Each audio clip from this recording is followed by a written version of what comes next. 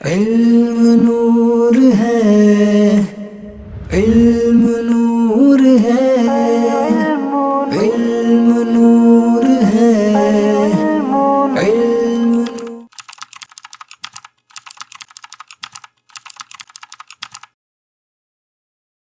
بسم اللہ الرحمن الرحیم۔ معزز طلباء کرام، آج ہم خلاصۃ النحو کا سبق نمبر 10 پڑھیں گے۔ خلاصۃ النحو کا سبق نمبر 10 جملہ خبریہ اور جملہ انشائیہ کے بیان میں ہے۔ جس جملے کو سچا یا جھوٹا کہا جا سکتا ہو اسے جملہ خبریہ یا خبر کہتے ہیں، جیسے زید عالم، زید عالم ہے، جاء بکر، بکر آیا۔ اور جس جملے کو سچا یا جھوٹا نہ کہا جا سکتا اسے جملہ انشائیہ یا انشاء کہتے ہیں، جیسے من ہوا، حل ذہب زید، کیا خالد گیا، کون ہے وہ۔ تو یہ جس جملے کو سچا یا جھوٹا کہا جا سکتا ہو اسے خبریہ کہتے ہیں، اور جسے سچا اور جھوٹا نہ کہا جا سکتا ہو اسے جملہ انشائیہ کہتے ہیں۔ جملہ انشائیہ کی 8 قسمیں خلاصۃ النحو والوں نے صراحتاً لکھی ہیں: امر، نہی، استفہام، تمنی، ترجیح، عقود، قسم، دعا۔ امر وہ جملہ جس میں کسی کام کا حکم دیا گیا ہو، جیسے انصر۔ نہی وہ جملہ جس میں کسی کام سے روکا گیا ہو، لا تکفر۔ استفہام وہ جملہ جس میں سوال کیا گیا ہو، اجاء زید، کیا زید آیا۔ تمنی وہ جملہ جس میں کوئی آرزو کی گئی ہو، جیسے لیت زیدا فاز، کاش کہ زید کامیاب ہوتا۔ ترجیح وہ جملہ جس میں کوئی امید کی گئی ہو، جیسے لعل زیدا جاء، شاید کہ زید آیا ہو۔ اسی طرح عقود وہ جملے جن سے کوئی عقد کیا جائے، ٹھیک ہے، کوئی عقد، کوئی معاہدہ کیا جائے، ٹھیک ہے، جیسے بعت نکحت، میں نے بیچا، نکحت میں نے نکاح کیا۔ قسم وہ جملہ جس میں قسم کھائی گئی ہو، جیسے احلف باللہ، میں اللہ کی قسم کھاتا ہوں۔ دعا وہ جملہ جس میں دعا کی گئی ہو، جیسے یرحمنا اللہ، اللہ تعالی ہمارے اوپر رحم فرمائے۔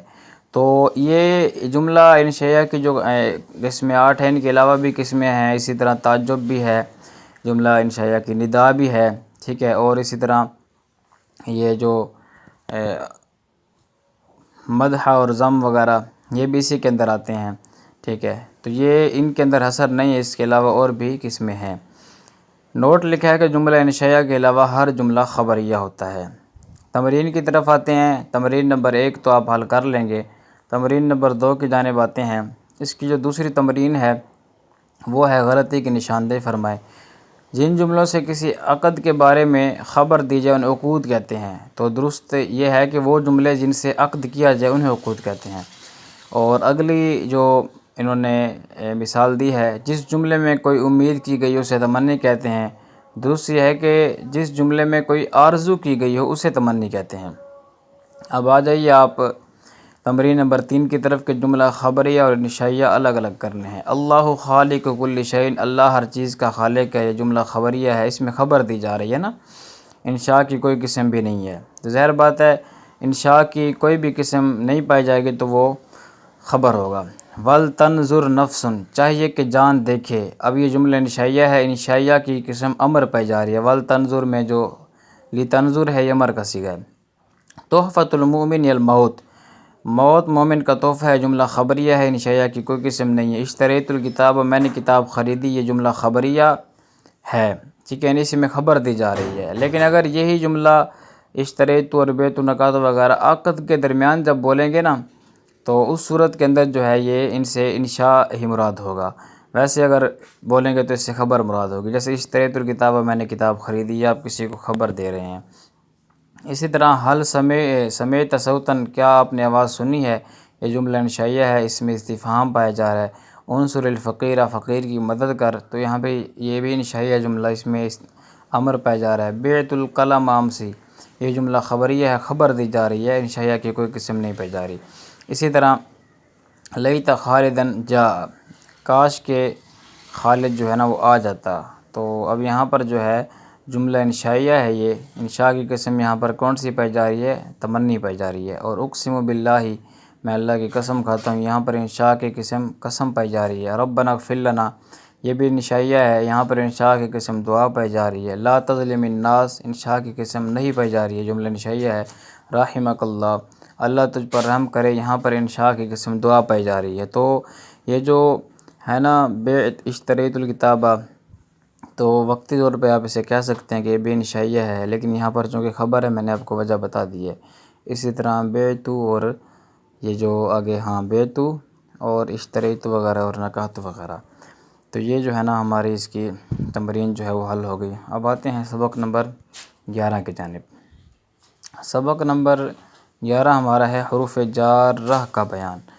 جو حروف کسی اسم پر داخل ہو کر اسے جر دیتے ہیں انہیں حروف جارہ یا حروف جر کہتے ہیں۔ یہ 17 حروف ہیں: باء تاء کاف لام واو مز مز خلا رب حاشا من اضاف عن اعلی حتی الی۔ ان کی تفصیل یہ ہے کہ من کا مطلب سے ہوتا ہے، جیسے العجوۃ من الجنہ، حتی کا مطلب تک ہوتا ہے، حتی مطلع، یعنی کہ یہ جو قرآن کریم میں ہے سورۃ قدر کے آخر ہے جو تنزل الملائکۃ والروح فیہا بإذن ربہم من کل امر سلام، یہ حتی مطلع الفجر، تو یہ مطلع الفجر، ٹھیک ہے۔ اسی طرح الہ کے بارے بتایا ہے، تو سارے حروف کے جو ہے نا یہاں پر معنی لکھ دیے ہیں۔ تنبیہ کے طور پر بتایا کہ حروف جو حرف جر ہے اور اس کے بعد والے اسم کو جار مجرور کہتے ہیں۔ جار مجرور ہمیشہ فعل یا شبہ فعل، اسم فاعل، اسم مفعول، صفت مشبہ، اسم تفضیل، مصدر اور اسم منصوب، ان کے جو ہے نا وہ متعلق ہوتے ہیں، اور جس کے یہ متعلق ہوتے ہیں اسے متعلق کہتے ہیں۔ جار مجرور کا متعلق لفظوں میں موجود ہو تو جار مجرور کو ظرف لغو کہتے ہیں۔ ضرب زید بالخشبۃ، زید نے لکڑی کے ساتھ مارا۔ اب خشبہ کا جو متعلق ہے ضرب موجود ہے، یہ ظرف لغو ہے۔ اگر ان کا متعلق لفظوں میں موجود نہ ہو بلکہ محذوف ہو تو ان کو ظرف مستقر کہتے ہیں۔ الولد فی الدار، فی الدار کا جو متعلق ہے ثابت یا ثابت لفظوں میں موجود نہیں ہے، اس لیے اسے ظرف مستقر کہیں گے۔ کلام میں اگر کوئی ایسا فعل یا شبہ فعل موجود ہو جس کے متعلق جار مجرور کو کیا جا سکتا ہو تو ان کو اسی کے متعلق کر دیں گے، جیسے قرأت القرآن فی البیت، اب فی البیت کے متعلق کو قرأت کے متعلق کیا جا سکتا ہے تو کر دیں گے، اور اگر ایسا نہ ہو تو اس لفظ کے مطابق فعل یا شبہ فعل محذوف مانیں گے جس کے ساتھ جار مجرور کا تعلق ہے۔ مثلا جار مجرور اگر خبر کی جگہ واقع ہوں تو فعل یا شبہ فعل مبتدا کے مطابق محذوف مانیں گے، جیسے الرجل فی الدار۔ اب الرجل یہ مبتدا ہے ثابت، اسی کے مطابق ہم نے ایک فعل نکالنا ہے، شبہ فعل نکالا ہے فی الدار، تو اب یہ اس کے متعلق کر دیں گے فی الدار کو ثابت کیے۔ اسی طرح الامرأۃ فی الدار، مبتدا کے مطابق ہم نے شبہ فعل نکالنا ہے، تو یہاں پر ثابتۃ نکال کے فی الدار کو ثابتۃ کے متعلق کر کے پھر اس کی خبر بنا دیں گے الامرأۃ کی۔ اور اگر صفت کی جگہ واقع ہوں تو فعل یا شبہ فعل موصوف کے مطابق محذوف مانیں گے، جیسے رأیت ہلالا فی الصحائب ہے، ٹھیک ہے۔ نکرہ کے بعد جار مجرور آ جائے تو وہاں پر بھی یہ موصوف صفت بنتا ہے، تو ظاہر بات ہے کہ یہ قاعدہ ہے۔ تو اب یہاں پر فی الصحابی کا جو متعلق نکالیں گے وہ موصوف کے مطابق نکالیں گے، چونکہ موصوف منصوب ہے تو ثابتاً نکالیں گے، یہ ثابتاً کے متعلق ہوگا فی الصحائب۔ یہ جار مجرور مل کر نا، جار مجرور اپنے متعلق سے مل کر یا شبہ جملہ اس میں ہو کر ہلالاً جو ہے اس کی صفت بن جائے گی، موصوف صفت مل کر رأیتو کا مفعول بھی بن جائے گا۔ تمرین کی طرف آتے ہیں کہ درج ذیل جملوں میں جار مجرور کا متعلق ہم نے پہچاننا ہے کیا ہے کہ اس کا متعلق لفظوں میں ہے یا نہیں ہے۔ الرجلان فی الدار مثال ہے، اب جار مجرور فی حرف جار ہے، الدار مجرور ہے، تو اب اس کا جو متعلق ہے وہ لفظوں میں موجود نہیں ہے، ٹھیک ہے۔ تو اس کا متعلق جو ہے وہ لفظوں میں نہیں ہے بلکہ اس کا متعلق کیا ہے وہ کائنانی ہے، ٹھیک ہے، وہ لفظوں میں موجود نہیں ہے۔ اسی طرح السخی قریب من اللہ، کہ جو سخی ہے وہ اللہ کے قریب ہے، تو اب یہاں پر جو من اللہ ہے اس کا جو متعلق ہے لفظوں میں موجود ہے قریب، ٹھیک ہے، اسی کیونکہ صفت کا صیغہ ہے۔ الطالبات فی الغرفۃ، اب یہاں پر فی جار ہے، غرفہ مجرور ہے، ان کا جو متعلق ہے لفظوں میں موجود نہیں ہے، وہ کائنات نکالیں، ثابتات نکالیں۔ الرجال فی المسجد، اب یہاں فی المسجد جار مجرور کا متعلق بھی لفظوں میں موجود نہیں ہے، کائنون ثابتون نکالیں کہ مبتدا کے مطابق۔ انا اتعلم فی جامعۃ المدینہ، میں جامعۃ المدینہ میں پڑھتا ہوں، تو اب یہاں پر جامعۃ المدینہ جو ہے نا فی جامعۃ المدینہ اس کا متعلق اتعلم لفظوں میں موجود ہے۔ الصدقات للفقراء، للفقراء کا متعلق لفظوں میں موجود نہیں ہے، یہاں پر کائنات نکالیں، ثابتات نکالیں۔ الثمار علی الشجرۃ، علی الشجرہ جار مجرور کا متعلق لفظوں میں موجود نہیں ہے، یہاں پر واحد مؤنث نکالیں اس کا، یا آپ جمع مؤنث بھی نکال سکتے ہیں، کائنۃ نکال لیں۔ اسی طرح نظرت الی قمر فی السحاب، میں نے بادلوں میں چاند کو دیکھا، ٹھیک ہے۔ تو اب یہاں پر جو الی قمر ہے اور فی السحاب ان دونوں کا جو متعلق ہے وہ نظر تو موجود ہے لفظوں میں، تو لہٰذا ظرف لغو ہوں گے۔ نہی عن اختصاری فی الصلاۃ، نماز میں اختصار کرنے سے منع فرمایا گیا۔ تو اب یہاں پر جو فی الصلاۃ ان الاختصاری، اس کا متعلق لفظوں میں موجود ہے نوحیہ، یہ نوحیہ کے متعلق ہے۔ فی الصلاۃ کو اختصار کے متعلق کر دیں، یہ بھی ٹھیک ہے، اور یہ جو ان الاختصار کو پھر نوحیہ کے متعلق کر دیں، یہ جو ہے نا زیادہ بہتر ہے۔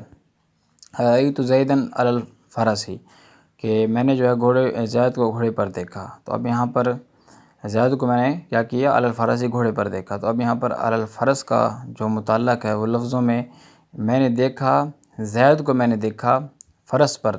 تو اب یہاں پر علی الفرس کا جو متعلق ہے وہ اب آپ کریں رأیتو کے، تو اس صورت کے اندر یہ ہے کہ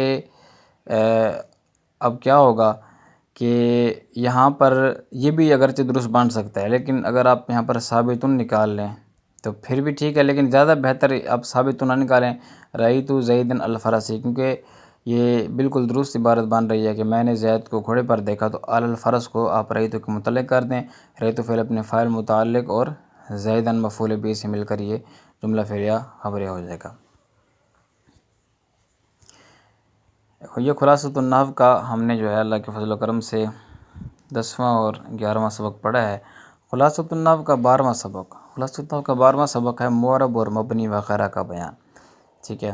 معرب اور مبنی، جس اسم کا آخر عامل کی وجہ سے بدل جائے، یعنی عامل آئے پیچھے تو وہ بدلتا رہے، اسے معرب یا اسم متمکن کہتے ہیں۔ جیسے جا زیدن، جا عامل آئے تو زید کو اس نے رفع دے دیا، رأیت زیدن، رأیت عامل نے آ کر زید کو منصب دے دیا، مررت بزیدن، یہاں پر با حرف جارہ عامل ہے، اس نے آ کر زید کو کیا کر دیا، مجرور کر دیا۔ اسی طرح جا اخو رأیت اخاہ مررت باخیہ، اور جس اسم کا آخر عامل کی وجہ سے نہ بدلے اسے مبنی یا اسم غیر متمکن کہتے ہیں۔ جیسے جا ھذا رأیت ھذا مررت بھذا۔ عامل اور معمول، جس چیز کی وجہ سے معرب میں فاعل مفعول مضاف الیہ ہونے کی صفت پیدا ہو اسے عامل کہتے ہیں۔ ظاہر بات ہے، اب یہاں پر جو جا ہے نا، جا کی وجہ سے وہ جو آگے والا جو معرب ہے وہ جا نے آ کر اسے فاعل بنا دیا ہے، رأیت نے آ کر اسے مفعول بنا دیا اگلے والے کو، مررت بزیدن میں بی نے آ کر اسے مجرور بنا دیا۔ تو یہ جو چیزیں اس کو یعنی کہ فاعل یا مفعول مضاف الیہ بننے کی صفت پیدا کر رہے ہیں اسے عامل کہتے ہیں، جیسے مثالوں میں آپ نے دیکھ لیا۔ اور جس معرب میں یہ صفت پیدا ہو، یعنی ایک تو صفت پیدا کرتا ہے نا، ایک جس میں ہو جائے پیدا، اسے معمول کہتے ہیں۔ جیسے زید ہے اوپر مثالوں میں، یا اس اوپر مثال میں اخن ہے۔ اعراب کسے کہتے ہیں؟ کہتے ہیں جس حرکت یا حرف سے معرب کا آخر بدلتا ہے اسے اعراب کہتے ہیں۔ زبر لگائیں، زیر لگائیں، پیش لگائیں، واو الف یا، ٹھیک ہے، یہ اعراب بالحرکت ہے، اعراب بالحرف دونوں ہو گئے۔ اعراب کی پھر تقسیم کر رہے ہیں، اعراب کے 2 قسمیں ہیں۔ معرب کا اعراب کبھی حرکت کے ذریعے آتا ہے اور کبھی حرف کے ذریعے، اس لحاظ سے 2 قسمیں، اعراب بالحرکہ، اعراب بالحرف۔ جو اعراب ضمہ فتح اور کسرہ کی صورت میں اسے اعراب بالحرکہ کہتے ہیں، جیسے جا زیدن رأیت زیدن مررت بزیدن میں زید کا اعراب ہے۔ اور جو اعراب واو الف اور یا کی صورت میں اسے اعراب بالحرف کہتے ہیں، جیسے جا اخون رأیت اخان، ٹھیک ہے، مررت باخین۔ پھر آگے مزید اعراب کی تقسیم ہے کہ معرب کا اعراب کبھی پڑھنے میں آتا ہے اور کبھی نہیں آتا، اس لحاظ سے بھی پھر اعراب کی 2 قسمیں ہیں، یعنی پڑھنے میں آنے اور پڑھنے میں نہ آنے کے اعتبار سے۔ اعراب لفظی ہوتا ہے، اعراب تقدیری ہوتا ہے، یعنی جو اعراب لفظوں میں موجود ہے ہوگا، پڑھنے میں آئے گا اسے اعراب لفظی کہیں گے۔ جیسے زیدن میں آپ دیکھ لیں، زیدن زیدن زیدن لفظوں میں آ رہا ہے، اور اخن میں دیکھ لیں اس میں بھی اعراب لفظی ہے لیکن بالحرف لفظی ہے، اور جو اعراب پڑھنے میں نہ ہے اسے اعراب تقدیری کہتے ہیں۔ جیسے جا فتن رأیت فتن مررت بفتن، اب یہاں پر اصل میں جا فتح یون آنا چاہیے تھا، رأیت فتح ین آنا چاہیے تھا، لیکن یہ پڑھنے میں وہاں پر نہیں آ رہا، تقدیری ہے، لفظوں میں موجود نہیں ہے۔ اسی طرح جا بالقوم رأیت بالقوم مررت بالقوم، یہ واو پر جو اعراب ہے پڑھنے میں نہیں آ رہا، الف پر نہیں آ رہا۔ تو اس صورت میں یہ پہلی مثال میں اعراب بالحرکہ تقدیری ہے، اور دوسری 3 مثالوں میں اب ان کا اعراب بالحرف تقدیری ہے۔ یعنی جو پہلی 3 مثالیں ہم نے پڑھی تھی فتن کے اندر، اور جو دوسری 3 مثالیں ہم نے دی ہیں یعنی رأیت فتن جا بالقوم رأیت بالقوم کی، اس کے اندر کیا ہے، اس میں وہ اعراب جو ہے وہ حرف تقدیری ہے۔ عامل کی کتنی قسمیں ہیں؟ کہتے ہیں عامل کی 2 قسمیں، جو عامل پڑھنے میں آئے اسے عامل لفظی کہتے ہیں، جیسے اوپر کی مثال میں آپ نے دیکھا جا، اس میں جا عامل تھا، اور جو عامل پڑھنے میں نہ اسے عامل معنوی کہتے ہیں، جیسے زیدن قائمن میں، اب زیدن میں عامل ابتدا ہے اور قائمن میں عامل ایک قول کے مطابق ہی زید ہے، ایک قول کے مطابق قائمن الگ سے اس کا عامل ہے، ایک قول کے مطابق ایک قائمن زید میں عامل ہے، زید قائمن میں عامل ہے۔ یہ بھی سیروں کوفیوں کا اختلاف ہے، 3 اس کے اندر مذاہب موجود ہیں، آپ وہ جامع کے اندر پڑھ لیں گے۔ اسی طرح فائدے کے طور پر لکھا ہے صرف 3 چیزوں کا عامل معنوی ہوتا ہے، مبتدا کا عامل معنوی ہوتا ہے، مبتدا کی خبر کا عامل معنوی ہوتا ہے، اور فعل مضارع مرفوع، ان کے علاوہ باقی تمام معمولات کامل لفظی ہوتا ہے، چونکہ یہ بصریوں کا موقف ہے کہ مبتدا کی خبر اس کامل معنوی ہے، تو یہ اس اعتبار سے انہوں نے کہا کہ 3 چیزوں کامل ہے، اور جن چیزوں کے نزدیک جن کے نزدیک خبر میں عامل مبتدا ہوتا ہے تو ان کے نزدیک پھر اس کامل لفظی ہو جائے گا۔ تمرین کی طرف آتے ہیں۔ پہلی جو تمرین ہے، تمرین نمبر 1 کو تو خود حل کر لیں گے۔ تمرین نمبر 2 پر ہم آتے ہیں۔ تمرین نمبر 2 میں ہے غلطی کی نشاندہی کریں۔ ضمہ، فتح اور کسرہ ہی کو اعراب کہتے ہیں، تو اس کا جواب کیا ہے؟ واو، الف اور یا کو بھی اعراب کہتے ہیں، یعنی ضمہ، فتح، کسرہ، واو، الف اور یا کو اعراب کہتے ہیں۔ اسی طرح جو اعراب نظر آئے اسے لفظی اعراب کہتے ہیں، تو جواب کیا ہے؟ جو اعراب پڑھنے میں آئے اسے اعراب لفظی کہتے ہیں۔ تمرین نمبر 3 ہے کہ عامل اور معمول نیز اعراب بالحرکت اور اعراب بالحرف کی نشاندہی کرنی ہے۔ عامل پہچاننا، معمول پہچاننا۔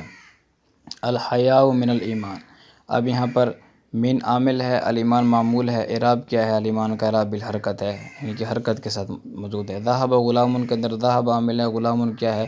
معمول اعراب بالحرکہ ہے۔ جاء ابو بکر میں جاء عامل ہے، ابو جو ہے اس کے اندر کیا ہے؟ وہ معمول ہو رہا ہے، اعراب بالحرف ہے، واو، الف اور یا کی صورت میں جو آئے گا اعراب بالحرف ہوگا۔ طلع والد جبل میں طلع یہ عامل ہے، والد اور جبل یہ معمول بن رہے ہیں، اس کے اعراب بالحرکت ہے۔ اسی طرح نظر زید الی فقیر، نظر الی یہ عامل ہیں، اور جو ہے زید اور فقیر، یعنی نظر کے اندر عمل زید نے کیا تو فقیر کے اندر الی نے کیا، تو نظر اور الی عامل ہو گئے اور زید الفقیر یہ معمول ہو گئے، اعراب بالحرکت ہے۔ اسی طرح شارب طفل، ٹھیک ہے، بچے نے ماء پانی کو بکوبن پیالے میں پانی پیا، ٹھیک ہے، پیالے کے ساتھ، تو اب یہاں پر شاربہ اور جو بی حرف جر ہے یہ جو ہیں اب یہ اس کے اندر عامل ہیں، اور طفل ہو گیا، اور ماء اور کوب جو ہیں یہ معمول ہیں، اعراب بالحرکت ہے۔ جلس خالد علی الحصیر، جلس اور علی یہ عامل ہیں، خالد اور الحصیر یہ معمول ہیں، اعراب بالحرکت ہے۔ سرا خالد الی المدینہ، خالد مدینہ کی طرف چلا، اسے مدینہ کی طرف سیر کی، یہ بھی کہہ سکتے ہیں آپ۔ اسی طرح سرا اور الی یہ کیا ہیں؟ یہاں پر عامل ہے، خالد اور المدینہ جو ہیں یہ معمول ہیں اور اعراب بالحرکت ہے۔ صام رجلانی، 2 آدمیوں نے روزہ رکھا، صام یہاں پر عامل ہے، رجلانی معمول ہے اور اعراب بالحرف ہے، ٹھیک ہے، یعنی الف کی صورت میں ہے نا، رجلان۔ ناصر عالم، ناصر عالم ہے، اب یہاں پر کیا ہے؟ عامل ناصر کے اندر معنوی ہے، اس کا عامل لفظی نہیں ہے، ٹھیک ہے، اور معمول کے ناصر اور عالم موجود ہیں، تو اعراب بال کیا ہے؟ یہاں پر اعراب بالحرکت یہ ہے، کیونکہ یہ جو جمہور کا موقف تھے اس کے مطابق ہم نے کہا۔ کاتبہ والد بچے نے لکھا، اب کاتبہ یہاں پر عامل ہے، والد معمول اعراب بالحرکت ہے۔ اسی طرح سلم زید علی ابی خالد، زید نے اپنے باپ خالد کو سلام کیا، یعنی علی ابی خالد، تو زید نے سلام کیا علی ابی خالد، خالد کے باپ پر سلام کیا، ٹھیک ہے، تو اس اعتبار سے پھر یہ جو ہے نا کیا ہوا؟ یہاں پر سلمہ اور علی جو ہے یہ عامل ہیں، اور جو ہے زید، اور اسی طرح آگے جو ہے نا ابی، ابی خالد یہ پورا کر لیں، ابی صرف کر لیں، تو اس صورت میں کیونکہ وہ اس کا تابع ہو جائے گا، ابی جو ہے یہ معمول ہے، زید اور ابی معمول ہیں، اور یہ کیا ہے؟ اعراب بالحرکت ہے۔ اسی طرح خلاصۃ النحو کا جو سبق نمبر 13 ہے وہ معرب اور مبنی کی اقسام کے بارے میں ہے، کہ معرب اور مبنی کی کتنی جو ہے وہ قسمیں ہیں۔ تو معرب اور مبنی کی کل جو ہے وہ 6 قسم کے الفاظ مبنی ہوتے ہیں، 6 قسم کے جو الفاظ ہوتے ہیں وہ مبنی ہوتے ہیں۔ فعل ماضی یہ بھی مبنی ہے، اسی طرح امر حاضر معروف یہ بھی مبنی ہے، تمام حروف جو ہوتے ہیں یہ بھی مبنی ہے، جملہ یہ بھی ایک قول کے مطابق مبنی ہے، اس میں غیر متمکن یہ بھی مبنی ہے، ٹھیک ہے، آپ نے پر پڑھ لی، اس میں غیر متمکن عامل کی وجہ سے تبدیل نہیں ہوتا۔ اور چھٹا ہے وہ فعل مضارع جس کے آخر میں نون ضمیر یا نون تاکید ہو، ٹھیک ہے، جیسے یضربنا جمع مؤنث غائب کا صیغہ، اور اسی طرح جمع مذکر حاضر کا صیغہ، یہ جو ہے نا یہ صیغے جن کے آخر میں نون ضمیر ہو یا نون کون سا ہو؟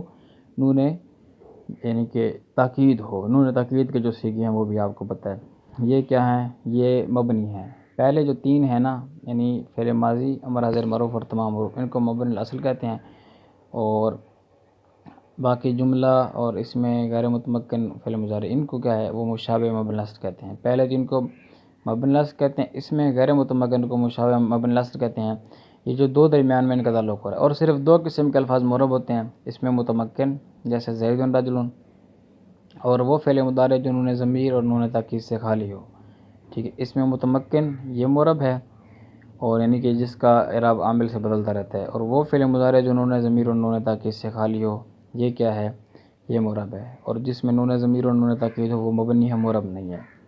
اس میں غیر متمکن کی کتنی اقسام ہیں؟ اس میں غیر متمکن یعنی مشابہ مبنی الاصل جسے ہم نے کہا تھا، اس کی کل انہوں نے جو اقسام ذکر کی ہیں وہ 8 ذکر کی ہیں. اس میں ضمیر ہے، اس میں اشارہ ہے، اس میں موصول ہے، اس میں استفہام ہے، اس میں شرط ہے، اس میں ظرف ہے، اس میں کنایہ اور اس میں فعل. تنبیہ کے طور پر ذکر کیا کہ اس میں غیر متمکن کے علاوہ تمام اسماء اس میں متمکن یعنی معرب ہوتے ہیں. ظاہر بات ہے جو مبنی نہیں ہے تو وہ معرب ہی ہوگا. اب آتے ہیں ہم تمرین کی طرف. تمرین نمبر 1 تو اب حل کر لیں گے، تمرین نمبر 2 ہم حل کرتے ہیں. تمرین نمبر 2 جو ہے وہ ہے کہ غلطی کی نشاندہی کریں. مبنی 3 الفاظ ہیں تو اس کا جواب کہ مبنی الفاظ کل 6 ہیں. فعل ماضی اور اس میں متمکن معرب ہیں. اس کا جواب درست یہ بنے گا اس میں متمکن اور وہ فعل مضارع جو نون ضمیر اور نون تاکید سے خالی ہو وہ کیا ہیں؟ وہ معرب ہیں. اور جملہ حروف اور جملہ معرب ہیں تو جواب کیا ہے؟ یہ مبنی ہے. جملہ حروف اور جملہ جو ہے نا یہ تمام حروف، جملہ حروف سے مراد تمام حروف. اسی طرح جس مضارع کے آخر میں نون ہو وہ مبنی ہوتا ہے. تو کیا ہے؟ جس مضارع کے آخر میں نون ضمیر یا نون تاکید ہو وہ مبنی ہوتا ہے، مطلقاً نون سے نہیں. اس میں غیر متمکن کی صرف 8 اقسام ہیں. اس میں غیر متمکن کی کئی اقسام ہیں، 8 میں حصر نہیں ہے. تمرین نمبر 3 ہے کہ معرب اور مبنی الگ الگ کرنے ہیں. پہلی مثال ہے نصرو. ٹھیک ہے، تو اب ہم نے بتانا ہے یہ نصرو کیا ہے؟ یہ مبنی ہے کیونکہ فعل ماضی ہے. اسی طرح ہم یہ بھی مبنی ہے، ضمیر ہے. الذین مبنی ہے، اس میں موصول ہے. مساجد یہ معرب ہے. ٹھیک ہے، اس میں متمکن ہے، مبنی کی کوئی اس میں قسم نہیں پائی جا رہی. قضا یہ مبنی ہے، اس میں غیر متمکن کی قسم پائی جا رہی ہے، اس میں کنایا. اسی طرح ساما یہ بھی مبنی ہے، ماضی ہے. رجال یہ معرب ہے، اس میں متمکن ہے، مبنی کی کوئی قسم نہیں پائی جا رہی. آمین یہ مبنی ہے، اس میں فعل یعنی کہ زمرے میں آ رہی ہے. صوتن یہ معرب ہے، اس میں متمکن ہے. ذهبنا یہ مبنی ہے، ماضی ہے. لا يسمعنا یہ مبنی ہے کیونکہ یہ فعل مضارع کے آخر میں انہوں نے تاکید آ رہا ہے نا. ظبیٌ یہ معرب ہے. اسی طرح اجلس مبنی ہے، امر ہے. تنظرنا مبنی ہے کیوں؟ فعل مضارع کے آخر میں انہوں نے ضمیر پایا جا رہا ہے. تاکلینا مبنی ہے، فعل مضارع کے آخر میں انہوں نے ضمیر ہے. سامیہ یہ بھی مبنی ہے، ماضی ہے. تنصر یہ معرب ہے، یعنی وہ مضارع جو انہوں نے ضمیر انہوں نے تاکید سے خالی ہوگا وہ معرب ہوگا.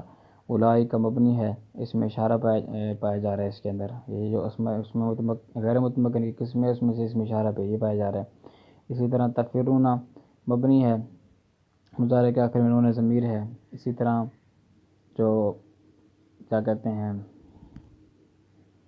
یہ جو ہیا ہے، ہیا کو جو ہے نا ہم مبنی کہیں گے کیونکہ اس لیے کہ یہ اس میں ضمیر ہے. کالامانی یہ معرب ہے، اس میں متمکن ہے، تثنیہ کا نون ہے. ہاذانی یہ مبنی ہے، اس میں متمکن کی قسم اس میں کون سی پائی جا رہی ہے؟ اس میں اشارہ پایا جا رہا ہے. اور آگے جز باعث کا ہے کہ اس میں متمکن اور غیر متمکن میں تمیز کریں، یعنی آپ نے اس میں متمکن اور غیر متمکن کو الگ کرنا ہے. احمدو یہ اس میں متمکن ہے کیونکہ غیر متمکن کی کوئی قسم نہیں ہے. ہما اس میں غیر متمکن ہے کیونکہ ضمیر ہے. دلون اس میں متمکن ہے. کتبن اس میں متمکن ہے. کم اس میں غیر متمکن ہے، اس میں کنایہ میں سے. اسی طرح مصابیح اس میں متمکن ہے. اور نساء اس میں متمکن ہے. ہاذان اس میں غیر متمکن ہے کیونکہ اس میں اشارہ ہے. رجلان اس میں متمکن ہے. القاضی اس میں متمکن ہے. مومنون اس میں متمکن ہے. انتما اس میں غیر متمکن ہے، ضمیر ہے. مسلمات اس میں متمکن ہے. موسیٰ اس میں متمکن ہے. غلام اس میں متمکن ہے. رجال اس میں متمکن ہے. آگے جو ہے وہ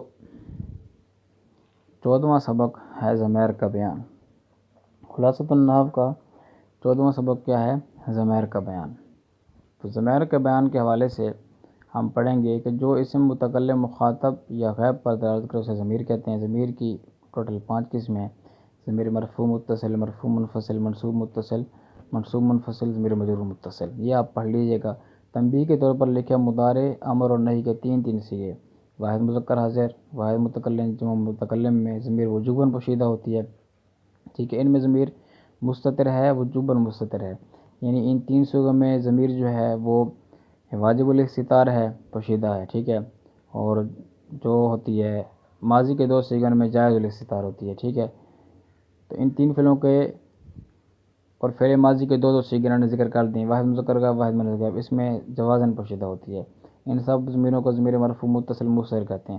اچھا، ان مذکورہ تینوں فعلوں کے باقی 9 صیغے اور فعل ماضی کی ظاہر بات ہے باقی 12 صیغے، ان میں ضمیر ہمیشہ ظاہر ہوتی ہے، وہ صیغے کے ساتھ ہوتی ہے۔ ان سب ضمیروں کو ضمیر مرفوع متصل بارز کہتے ہیں۔ یعنی یہ جو صیغے 5 ہیں، ان کے علاوہ مضارع کے کتنے بچ گئے؟ باقی 9 صیغے، مضارع کے باقی 9 صیغے بچ گئے، ماضی کے باقی 12 بچ گئے۔ اس صورت میں ان کے اندر کیا ہوگا کہ ان سب کے اندر جو ہے نا ضمیر کیا آئے گی؟ وہ ہمیشہ ظاہر ہوگی، ساتھ ہوگی۔ تمرین کی طرف آتے ہیں۔ تمرین نمبر 1 تو آپ حل کر رہیں گے۔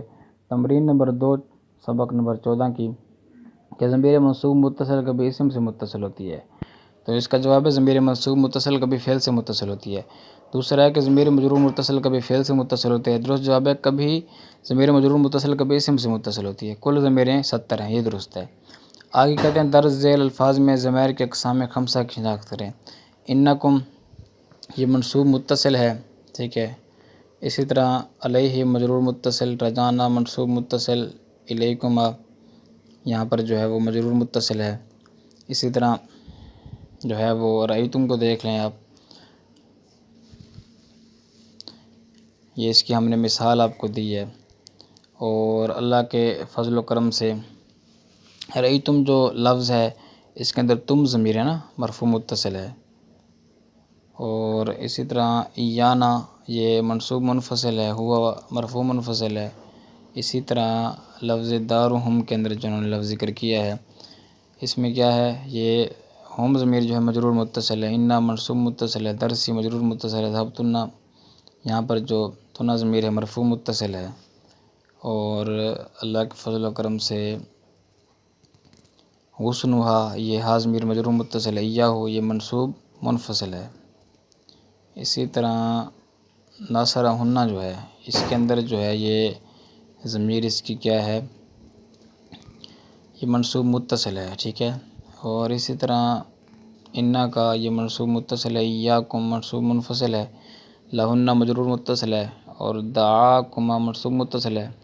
اور اسی طرح انہو منصوب متصل ہے، انتن جو ہے یہ مرفوع منفصل ہے۔ اسی طرح ایاکا جو ضمیر ہے یہ منصوب منفصل ہے۔